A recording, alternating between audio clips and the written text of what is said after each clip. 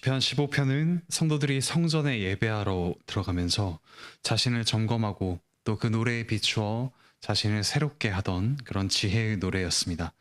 성전에 제사 드리고 또 예배하며 하나님을 만나는 사람들의 특징은 이웃에게 해를 끼치지 않고 도리어 유익을 끼치며 사랑하는 사람이라고 노래합니다. 먼저 1절에서 여호와여라고 여호와를 부르며 여호와께 질문을 던집니다. 여기서 장막이라는 말이 나오는데, 장막은 법궤, 즉 하나님께서 임재하시는 곳이 있는 성막을 뜻합니다. 그리고 하나님의 거룩한 산은 곧 예루살렘 성이 있던 시온산 위의 성전을 말합니다. 성막과 성전은 하나님께서 백성과 함께 하신다는 것을 사람의 눈에 보이도록 만든 것이죠. 하나님의 집에 산다는 것은 비유적인 말입니다. 하나님과 함께 만나서 교제하고 또 하나님의 보호를 받으며 하나님의 임재 속에 살아가는 것을 뜻합니다. 성도는 성전에 갈 때뿐만 아니라 어디서나, 우리가 가는 곳 어디서나 하나님과 교제하고 하나님의 보호를 받으며 또한 하나님의 집에서 살아갑니다. 힘들 때만 피하는 우리의 피난처만 되시는 여호와가 아니라 계속해서 우리와 동행하며 함께 사시는 그 여호와와 함께 살기 위해서 우리는 어떤 사람이 되어야 하는가, 오늘 시편 기자는 묻고 있습니다. 이처럼 매일 하나님을 만나며 하나님과 교제하기 위해 어떤 사람이 되어야 할까? 이것이 우리의 가장 우선되는 질문이고 또 이렇게 사는 것이 우리의 가장 큰 소원이 되기를 바랍니다. 2절에서 다시 여호와여 하고 질문한 그 시인이 다시 여호와를 부르며 대답합니다. 2절부터 5절의 대답은 11개인데 4절에 처음 나오는 망령된 자를 멸시하고 여호와를 경외하는 자를 존중하고 라는 말은 사실 같은 것을 뒤집어 표현한 것이기 때문에 여기 나오는 대답은 총 10개라고 우리가 이해할 수 있습니다. 10가지 하나님을 믿는 자들의 어떤 행실과 특징, 곧 10계명을 떠올리는 어떤 하나님과 관계 맺는 자의 특징을 보여주죠. 그런데 10계명은 앞에 4계명은 하나님과의 관계를 주로 이야기하는 반면 뒤에 6계명은 사람들과의 관계를 주로 이야기하죠. 그런데 오늘 이 시편 말씀은 모두 다 주변 사람들과의 관계를 이야기합니다. 왜냐하면 이 하나님을 경외하는 것이 사람들과의 관계 속에서 구체적으로 드러나기 때문입니다. 먼저 2절에서 하나님의 집에 거하는 사람의 특징으로 먼저 하나님의 성품을 나타내는 말과 행동을 하는 것을 꼽습니다. 먼저 정직하게 행하는 자는 곧 온전하게 걷는 자라는 뜻입니다. 온전하다라는 것은 행동이 하나님 앞에서 불순물 없이 순결하고 거룩하게 되어 또 그렇게 걸어가는 것을 뜻합니다. 오직 진실만을 말하는 사람이죠.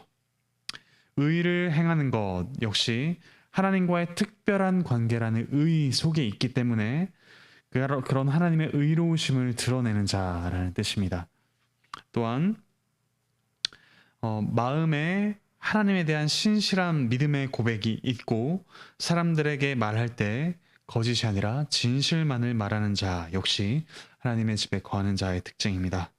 즉 하나님의 거룩한 집에 들어온 성도는 온전함, 의로움, 신실함이 그의 인격과 구체적인 관계 속에서 분명하게 드러납니다. 하나님께서 주신 것이기 때문에 하나님께서는 바로 그런 특징을 가진 자들을 하나님께 가까이 나오게 하시고 또 가까이 나온 자들에게 그런 특징, 그런 인격을 더욱더 풍성하게 주십니다. 이어서 3절에 나오는 특징은 이웃에게 피해를 주지 않는 말과 행동입니다. 하나님의 집에 거하는 자는 그의 혀를 하나님이 언약의 말씀에 명령하신 그대로 사용합니다. 비방하지 않지요. 여기서 비방한다는 것은 혀로 정탐한다라는 뜻입니다. 다른 사람이 감추고 있는 것을 몰래 알아내고 집요하게 알아내서 만약에 그것이 사실이라고 하더라도 다른 사람 몰래 다른 사람들에게 그것을 나쁜 방식으로 퍼뜨리는 것, 그렇게 하지 않는 것이 바로 여호와의 집에 거하는 자의 특징이죠. 설령 그것이 사실이라도 그의 명예를 지켜주기 위해서 다른 사람들에게 퍼뜨리지 않는 것, 그것이 여호와의 집에 거하는 자의 특징입니다. 나쁜 소문이 돌지 않게 하는 것입니다. 오직 사람을 세워주는데 유익이 되고 또 듣는 사람에게도 은혜를 끼치는 말을 하는 것이 여호와의 집에 거하는 자의 혀의 특징입니다. 또한 친구에게 해로운 것이라면 무엇이든지 하지 않습니다. 나에게 이익이 되는 것이라도 다른 이들에게 해가 된다면 하지 않습니다.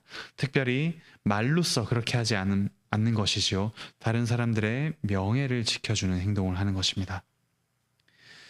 이어서 4절에서는 하나님께서 마치 사람을 평가하듯이 양심적으로 사람들을 평가하고 대우하는 것이 여호와의 집에 거하는 자의 특징이라고 합니다. 그리고 같은 믿음을 가진 성도를 존중하고 하나님의 이름을 귀하게 높이는 것입니다.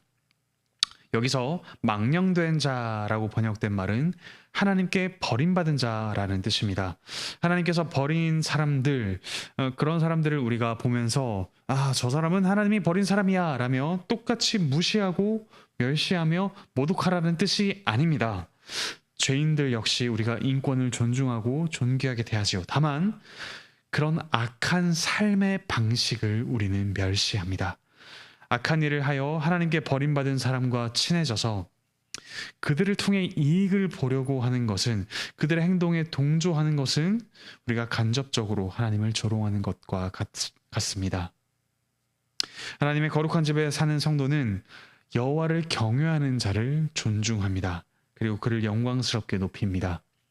참된 믿음으로 하나님을 사랑하는 성도들이 어쩌면 세상의 기준으로 볼 때는 초라하고 볼품없어 보이는 경우가 있습니다. 우리도 자칫하다가는 그 세상의 기준을 그대로 들여와서 영적으로 깨어있지 않는다면 이 고난받고 무시당하는 믿음의 형제자매들에 대해서 우리도 똑같이 무시하고 멀리하기가 십상입니다. 우리는 하나님을 참으로 경외하는 자들, 하나님께서 의인이라 인정해주는 자들, 그들과 친해지며 또한 존중하는 새로운 삶의 방식을 보여야 합니다. 또한 우리는 하나님의 이름으로 맹세한 것은 그것이 설령 우리에게 당장 불이익을 주고 해로울지라도 우리는 그 말을 바꾸지 않고 지켜야 합니다. 결혼식에서 우리는 서약하죠. 하나님의 이름으로 맹세합니다. 그렇기 때문에 우리는 희생을 해서라도, 또한 너무도 고통스럽고 인내가 많이 요구되더라도 우리는 부부 사랑에 헌신합니다. 유아 세례식에서 맹세한 것을 어기지 않고 가정에서 신실하게 말씀을 읽고 기도하며 또한 복음을 나누고 믿음의 가정을 세워갑니다. 한 교회의 교인이 될 때 우리는 세례식을 하죠. 또한 임명하여서 맹세를 합니다. 그러므로 우리가 이 교회에서 나만 헌신하는 것 같고 내가 더 섬기는 것 같이 뭔가 해가 되는 것처럼 보이더라도 우리는 신실하게 예배에 참여하며 또한 믿음으로 사랑으로 섬깁니다. 우리가 모든 약속에 신실해야 하는 이유는 하나님께서 우리와 맺으신 언약에 신실하게 계속 은혜를 베푸시기 때문입니다. 우리가 언약에 신실하고 또한 모든 약속을 신실하게 지켜갈 때 우리가 우선 손해를 보는 것 같아도 모든 것을 섭리하시는 하나님에 대한 믿음을 더 굳건하게 가질 수 있습니다. 그분을 전적으로 신뢰하기에 그가 나의 몸과 영혼에 필요한 모든 것을 채워주실 것을 조금도 의심하지 않고 더욱더 믿음이 강해져 가죠. 그리고 5절에 나오듯이 여호와의 집에 거하는 자는 경제 생활에서 남에게 손해를 주지 않고 이익을 줍니다. 하나님께서는 구약 교회 성도들이 가난한 성도들의 생활비를 위해 돈을 빌려줄 때 이자를 받지 말라고 말씀하셨습니다. 돈을 빌리는 사람이 그 이자 때문에 생활이 힘들어지고 그 빚을 갚지 못해서 노예가 되는 경우가 생길 수 있었기 때문입니다. 오늘날의 성도 역시 사업을 하는 사람에게 투자하여 이윤을 얻는 것, 그것은 정당합니다.